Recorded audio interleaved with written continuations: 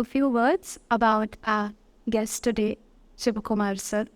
So he is actually an IT professional in the learning and development industry. But what is more fascinating is that he and all his work so far is led by passion in the Bharatiya Parampara. He is a scholar in residence at Indica, a consulting editor at Indica Today, and he has also previously authored a story called Unsung Valor. And today, we are all here to celebrate the anthology that Sir has put together. 10 stories, 10 authors, 10 characters or heroes, 10 absolutely sparkling, mesmerizing stories of Vedic women through the ages, put together in this book called Aryaa. So today, I would like to welcome humbly Shivakumar GV sir in our midst, and we will open this session with a few questions that I will moderate on our behalf. We also have an online audience joining us, so we will try to keep this session as free-flowing as rivers. And another fun fact, Shivakumar sir actually loves the analogy and the story, the mythology, and maybe even the symbol behind rivers. Absolutely. Yes. So, let's open with the expansiveness of the flowing rivers. There is a concept in the preface of the book, Aryaa, that you talk about, which is Satatya. And I will read out the sentence for the benefit of all. Satatya is the continuity with our civilization and an integrated view of the past, present, and future. This is a beautiful, all-encompassing concept. It also represents a cyclic nature of thought. So, sir, with this broad opening, please let the thoughts flow. Thank you. Dhanyavad, Damini ji. First of all, thank you so much, Sonaji and Sanjay J. Malviya ji for having me over here in this beautiful campus and in this very exquisite library. So, as soon as I entered, my first words were absolutely beautiful. We just came just like that. And library is important because it's a very culture-making enterprise library. So, as soon as you enter, your thoughts completely change. Thanks for that observation from the preface of the book, Aryaa. This particular sentence is a guiding principle for everything that, I do. As well as I feel is a fundamental concern of Bharatiya Parampara. That is, there will always be change. So time will flow through change. But time must flow. The change must be in such that we are able to integrate the past into the present. So that is what forms an integrated experience for human beings. If human beings cannot access their past meaningfully, then life is torn. It is a conflict-making proposition. Similarly, if you cannot build the future based on your past and the present, then once again it is a conflict-making action. So constantly striving for this integral flow, seamless flow of time, which is why the rivers are, of such fascination for me. And why is this important in the context of Aryaa? That's what is important. The narrative of the position of women in Indian culture is where is past and the present has been taught completely. Constantly in the modern world, the narrative is that the present is restoring a wrong of the past, especially with respect to the position of women or the contribution of women. Whereas, if you look into the history or literature of all kinds in India before 1800. You will not see this conflict at all. Rather, you will see, women being in every single field and contributing to the civilization. So the purpose of Aryaa is not to say the position of women was great in India. That is of course true. But women have actively built this civilization as much as men have. So it is their story. They're not part of it, rather they're always there. The making of this civilization is through them. So it is this restoration of the flow of, this principle of Shakti. That is why I have, referred to Satya in my preface. Thank you, sir. I think that's illuminating. It's always surprising, I think. I speak on behalf of a lot of people who will explore your work as well. People tend to get so caught up in this divisiveness, the externality of identities. True. That we tend to forget this eternal integral flow of time that you talk about so beautifully.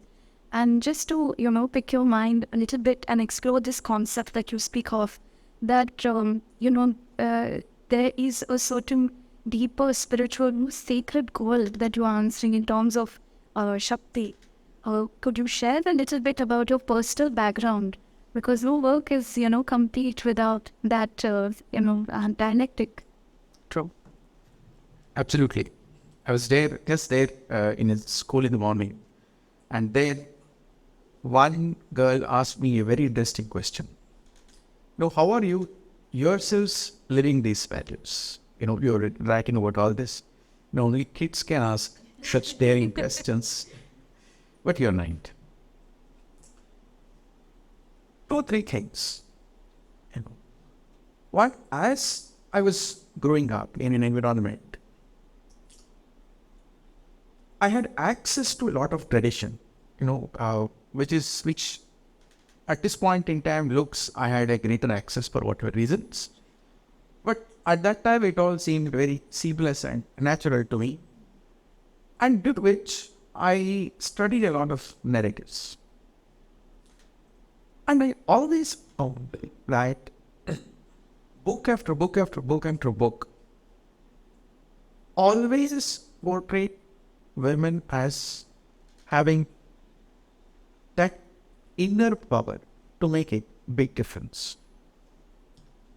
And it's not even stated explicitly. It is taken for granted because it's a natural course of things. Like Sai Swarupa Iyer, who has written the novel Draupadi. In that, when Draupadi enters the Sabha changes. Until then, the Pandavas are hanging their heads in shame. It is she who comes and restores. Now the point is in Vyasa's Bharata, it is exactly this, but our side is of the plight of the Pandavas and not on how Draupadi changes this whole course of things. And whether it is Damayanti, whether it is, Madhavi, all of them, I found them as absolutely fascinating characters who make a tremendous impact in that context. So in my mind, that doubt was not there at all. There was a conflict in my mind. Not just this. In the ecosystem that I was growing up, women were very strong. There were hardly a woman who thought of, being, subjected to injustice or with a sense of, victimhood. I've never seen that. But growing up, entering college education, I found this narrative to be, extremely distorted, at least from my experience. Not that there are no problems, there are problems. But this institutionalized victimhood, context. Especially one story, kind of always disturbed me was that of Sati Savitri, who in the tradition is absolutely fascinating, absolutely powerful lady who is a hero of her story. But this today's what is Savitri about? Interesting that we're here of 13. So I grew up reading such stories, but but the modern humanities says something totally different, and it is fed into the next generation. So it is this,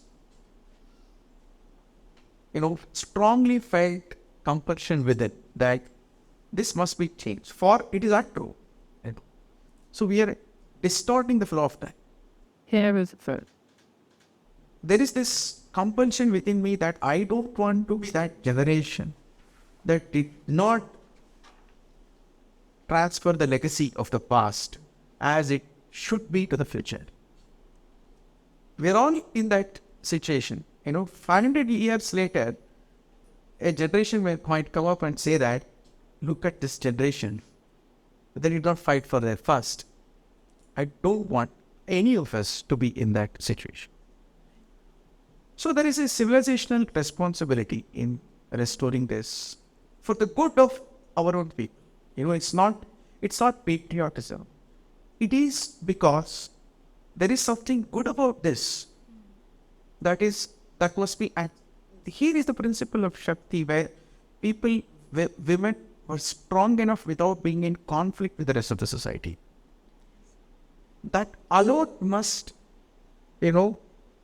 compel us to restore this narrative, to be in harmony with everything else around you, yet excel, yet deal with challenges. So all these women in Aryaa, so beautifully portrayed by our 10 authors, are all women who faced their challenges, overcame them without a sense of victimhood, contributed to the civilization, performed exceptional feat in absolute harmony by being the Shakti they are all, that all of you are.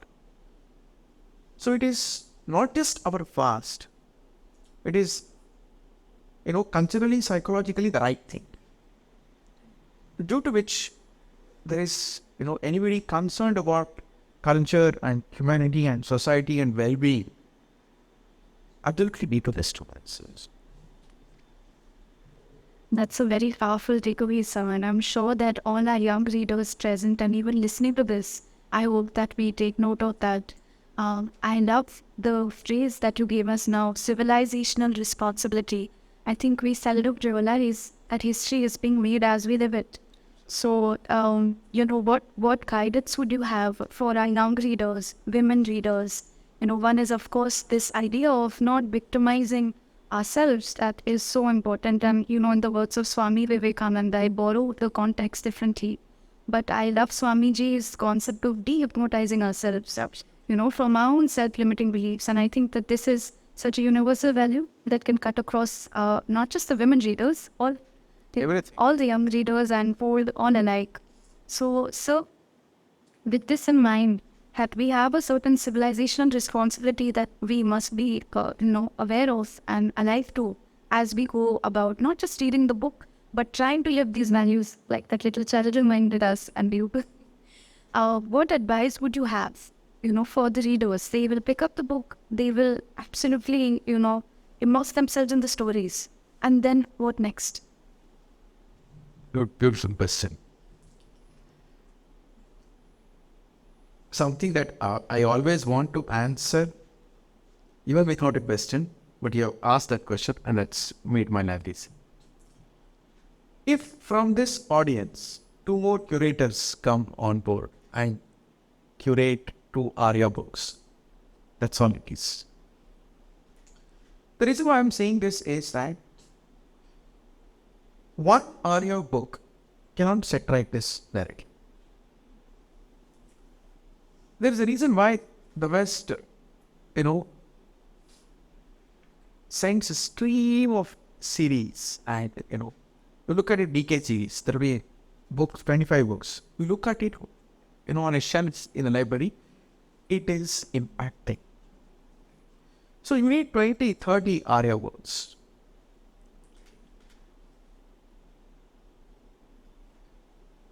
If you ask me, in Mahabharata, every page will throw an Aryaa.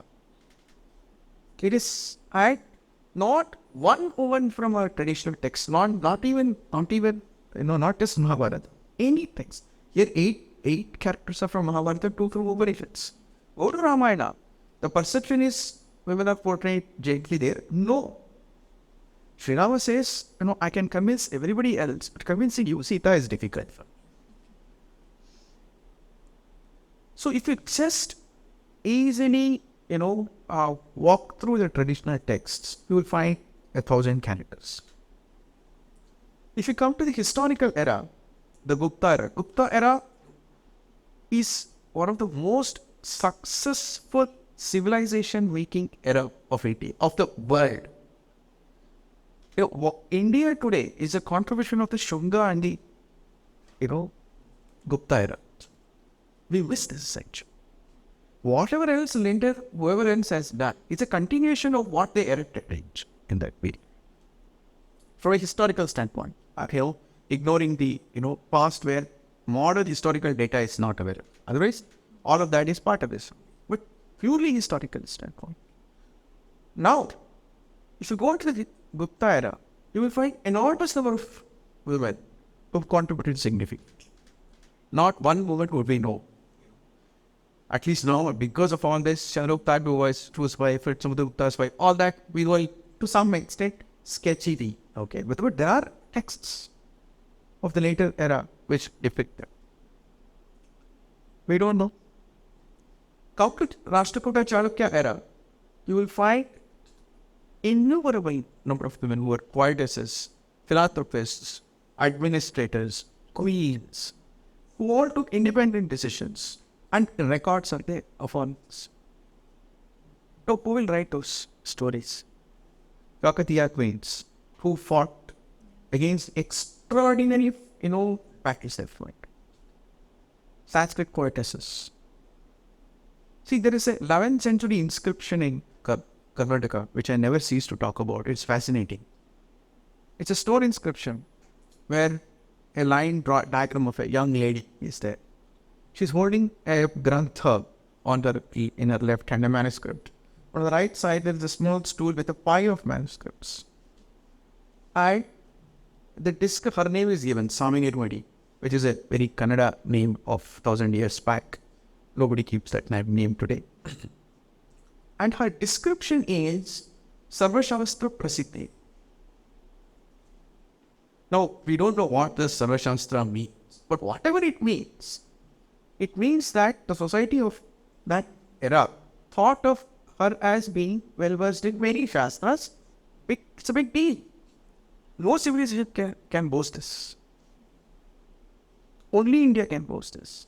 And it's not just and that's one village. It's an inscription erected by the society, not even by the royalty. Now you will find, you go anywhere, you will find, if you dig, you will find. Who will tell those stories? All these stories, if you Google, they're all available. Along with original records, everything. We compile them all into modern narratives. That is the next step. For that next step, we need 100 curators to come on board. 100 Bharatis, Manjulas who have written these stories. And live that passion. So when we announced this anthology, 47 authors wrote, actually. So we've selected 10. These 10 authors absolutely share that vision and that compulsion. It's there within them, and that's how they have written these stories. All of us think as this is part of our Dhamma narrative. And that is how this book is. And that is the next step that needs to. For that, people need to, all the 10 authors are all deeply engaged with original texts. Research is something that I, as the curator, did not have to worry at all. Because all 10 authors, a couple of them are already published authors, and others are in the process of getting published. And all of them have been engaged with respective texts for 5-6 years minimum, 10 some. Now, that journey has to begin. If we get 100 authors, it's not at all difficult to change this narrative. For that, a process of engaging with the original texts has to begin. And that is what, I'm hoping will happen. In 20 years, we should have 40 Aryaa books. And I should be nowhere present. And that is that alone will be the success of this initiative. That's a beautiful thought, and it just goes back to that Hindi saying, "For me, boom boom se sajar banta hai." So yes, that is a lovely intention to walk away with. Hopefully, more of our audience members also today feel inspired. And maybe, sir, if I may, we shift gears a little into the art and also responsibility of retelling narratives. Because, on one side, passion is such a good fuel, but if unburdened and if undirected, it may not do justice to our intention. So what advice would you have here, sir? I'm sure we have learners who will walk away from our session today inspired to explore these stories, to excavate our, historical gems. What advice do you have? What words of caution do you have for them? How should they mine these gems? I'm sure that a lot of us will walk away deeply inspired. What words of wisdom and words of caution do you have for us as we mine these historical gems and stories? Yeah, this is a question of the discipline and the craft. It is a tough part. One objective we set out for ourselves is that we will be faithful to the most original narrative with respect to these stories. For example, Shakuntala, written by Prasad Kulkarni. This story draws from Mahabharata's Shakuntala, not from Kalidasa's Shakuntala. Not just because it's original. So our Mahabharata Shakuntala is fierce, very independent, very thoughtful, very articulate, very questioning. Kalidasa has changed it. There's nothing wrong in it, but it serves a different purpose in his Kavya. And Mahabharata's objective is different. Mahabharata's objective is a much bigger civilization object. Every story is talking about something very critical of our aspect of our civilization. So we are faithful to that. Keeping the contours marked by the original texts. Now you are free to reimagine. One. And you are free to imagine within the framework drawn by Purushartha, Dharma. So now if you keep this lens, to have a lens of Dharma, Purushartha is critical because that is the core essence. And that may make it very clear what is a retelling that is acceptable, what is not acceptable. This doesn't mean it's constraining. It gives you a very, very long road, but it still marks a boundary. It will not allow you to create a fake conflict narrative. Minus that, you can have 100 Draupadi retellings, which are all Dharma-based, which are all Purushartha-based, and which are all, equally fascinating. So this is the, retelling creative artistic responsibility that we carry. It requires a little bit of grounding and practice and, being engaged with it. See, anything requires a Valmiki to be inside that, to perform that tapas for a lot of time. Many things can grow around you. After that, you will come out as Valmiki. That's fine. That duration need not be 1,000 years. It will just be 3-4 years, and that's fine. But you have to do that.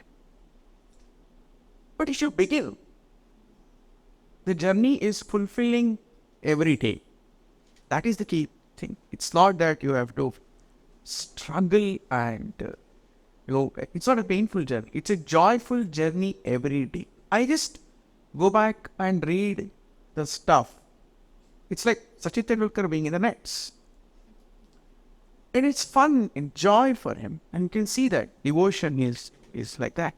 So like that, being engaged with the text is joyful every day. Because the same shloka, after some time you read 10 shlokas and read the shloka again, it fell through a different beat.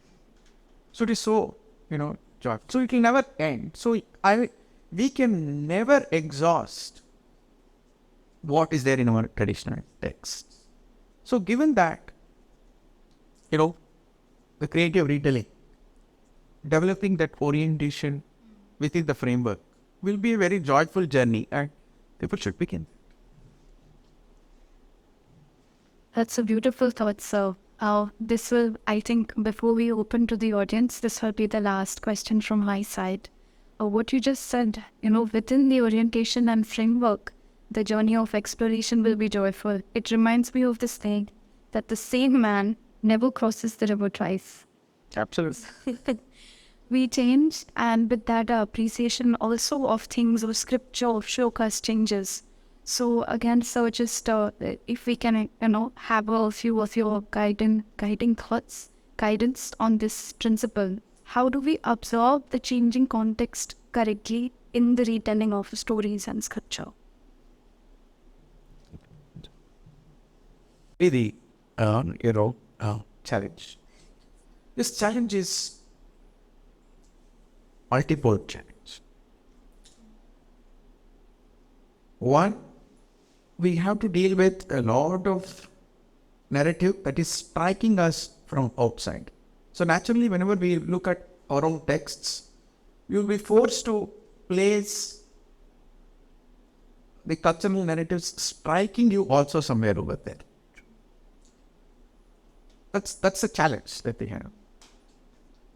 Now, if you don't have sufficient ground in your thought, you will succumb under the pressure of the attacking narratives. So there is no escape from developing a strong grounding in your own thought. There is absolutely no escape from that. Because if you don't do that, you will succumb.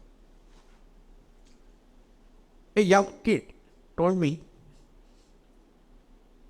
somebody in high school, I hated my culture. And it came from the depth of the young girl.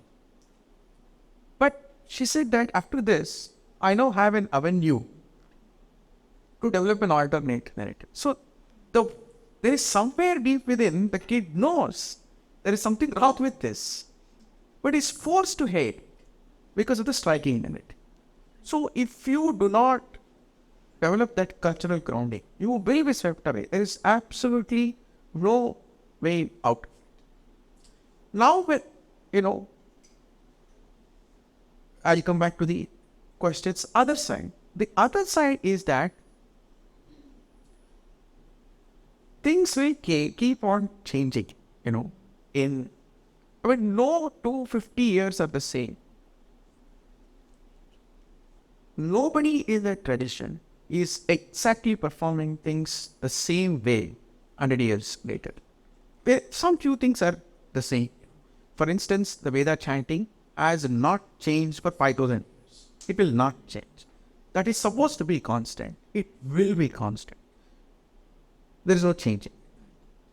There are certain aspects of the tradition. There are certain aspects that must change. So, the fact that Srishti is the nature of Sthiti. It's not that Srishti accommodates Sthiti. Sthiti accommodates Srishti. Srishti is the nature of Sthiti. So things will change. So, urban life is once again coming back in a very strong way. There was a time in India where urban life was very strong. We forget that actually. And then we reorganized ourselves into significant rural life.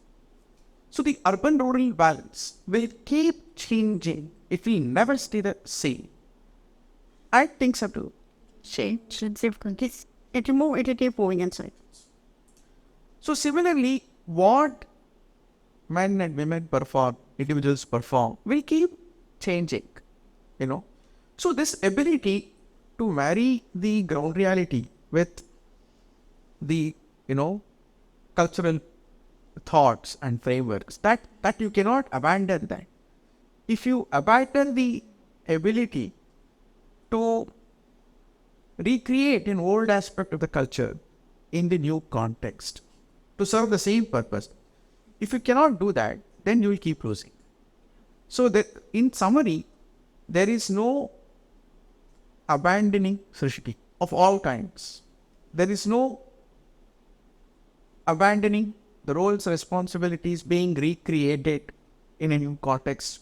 Whether you like it or not, if context has changed, you are forced to recreate the essence of the past, but by understanding what is the thought framework of the past. So equations will keep changing, and somewhere in the onslaught of everything, our own ability to recreate has also suffered, and we need to bring that back. And the good thing is that tradition is not only giving us a set of instruments from the past, it is also giving us the thought processes using which an instrument can be made. And if you don't go and touch that, and if you're only dependent on the instrument, and when instrument suffers, you will perish. So you should know how to make that instrument and what are the guiding principles. And as we say, Desha Kala Vartamana, things change. So we should be able to create new instruments for Desha Kala Vartamana. And it's not that they have not done it. They have done it constantly. If you keep on going, if you study the past, Shivaji's era and subsequently, between 1900 to 1950, our ancestors have done outstandingly in, creating a lot of material for the future based on our past. We are not able to access. In Hindi, it is outstandingly present. But post-1947 situation is such that our educational situation is such that we are not able to access. I'll give you a couple of instances. There is a scholar by name Vasudeva Sharan Agarwal in Hindi who's done two things. One is Panini, from Panini's works, he's recreated what could have been Bharatavarsha in that time. What was the kind of India that Panini knew? Now, this kind of a study is something that, ancient times would have never done it. But this kind of a study became important in the modern era because of the kind of stuff that was coming from the West. And he has risen to this challenge and performed a modern study. Similarly, he has studied Kadambari of Banabhatta purely from a cultural standpoint. Again, it would not have happened 400, 500 years back. It was not necessary at that time, but Vesagarwala found it necessary and useful in this century, and he has done it. And we are not doing it after 1947. Because we are now under a different attack, due to which this has gone away. So I'm giving this as an example of how the same old approach to life has created a new scholarship, new study, new output, relevant for our times, but absolutely in consonance with the past. Umpteen number of things have happened in this country between 1850 to 1950. We must thank our ancestors. They rose to this challenge outstanding. It's after 1950 that we have kind of lost this game, which is somewhat perplexing. And that needs to be, we now have to raise to this challenge all over once again. And I'm giving this as an example from literature, but this is there in society. There are societal challenges and so many things. Everywhere there was the challenge better there. Post-independent, yeah. Thank you, sir. I think that helps recontextualize Arya in a new light, at least for me as well, and hopefully for our listeners as well. So, sir, I'll open with this. This is a question specifically, keeping in mind our Rishiwood learning pedagogy. How does the book Arya contribute to a university's mission of transforming individuals and society through education and practice? Thank you. one important dimension to this book is that all the 10 women have, they all face challenges, rise to the occasion, solve them, and they're all role models to our own times. Because most of those challenges are universal challenges. At all times, everybody faces those challenges in different forms. So that is one important aspect.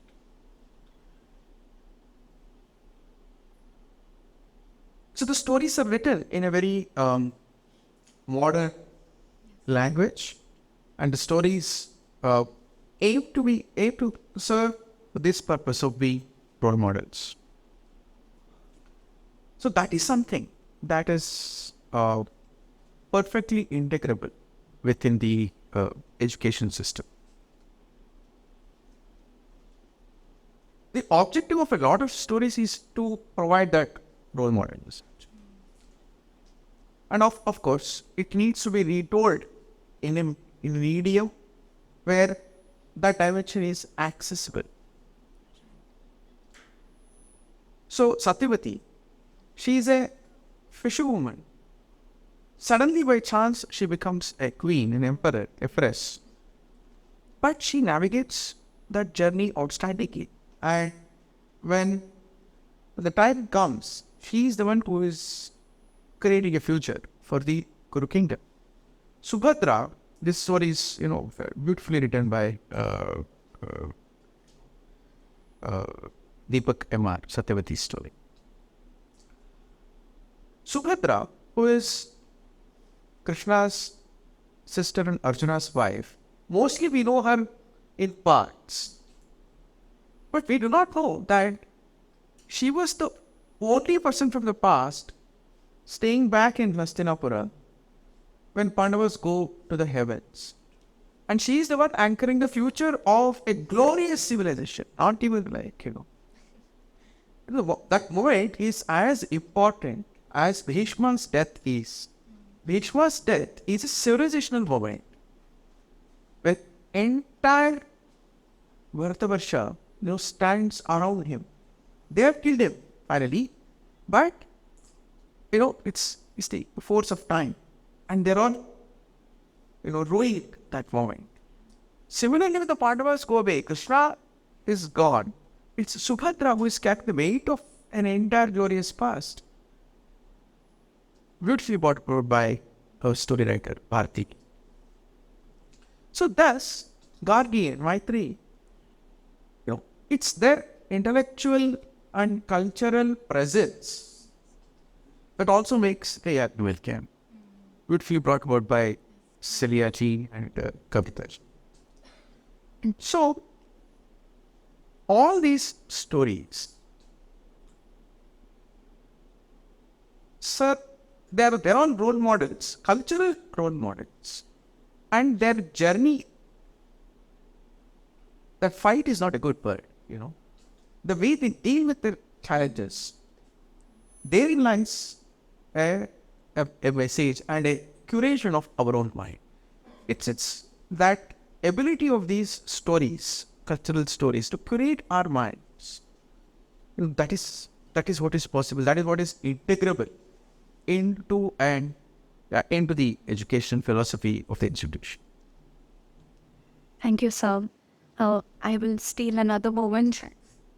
On the topic of transformation, I think one of the beautiful legacies we have over time is this enduring power of stories, of narratives. And as you have so rightly pointed out, each time that we immerse ourselves in a context, we are bringing that kind of movement between time. We are embracing the flow as well as staying within the framework of that narrative. How do you recommend to us, this path of transformation? Because it is a long one. And of course, as young minds, we are very impatient. I think also as a side effect of technology, so many of us, I can see from time to time, the mobile phone, the laptop, they hold such great joys, such great mysteries of the moment.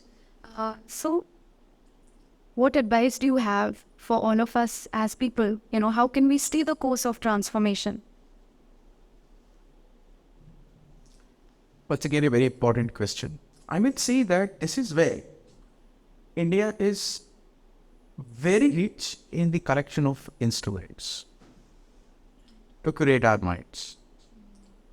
So it's just that, unfortunately, we do not have that education space. So in this institution, you should create those instruments. It is the educational institutions that must happen, because that is when, you can carry it outside. Loss of education is what is hurting us very clearly. For instance, the mantra is a way of reining in our minds. Now, not having that, denying that exposure in early years is taking away a rich legacy, denying a set of instruments to create your own minds. So yoga has created innumerable number of instruments to undertake this journey. The good thing is, the stories are also such instruments. So if you read certain stories, there is no way a young mind is unimpacted by the story of Savitri. It's impossible. Anybody who has read the story of Savitri or Hanuman crossing, the Sagaram in early years, the minds are curated forever. They'll be able to come back in the midst of all kinds of destruction. So that is very, very essential. So there are many instruments. So educational institutions need to incubate that and create that access. Right now, we have reduced a very rich legacy into, a few number of instruments like yoga, that two asanas only, being accessed. But it's much, much more than that. So we are not able to appreciate the importance of the concept of ritual, not rituals alone. The external aspect of the ritual is every ritual. India excelled in ritual design. So thinking of ritual as a part of a design exercise is important. That is another mind curating exercise. So these are aspects of our civilization that need to be brought back into modern universities and, presented. Thankfully, the whole universe is now looking once again at rituals with some interest. Because you see that, there are industrial rituals for whatever purpose. So it's coming back. But we are almost in the following business now. Ideally, we should have been in the leading business. So there is a lot of scope. So we just need to develop a little more confidence and then push it harder.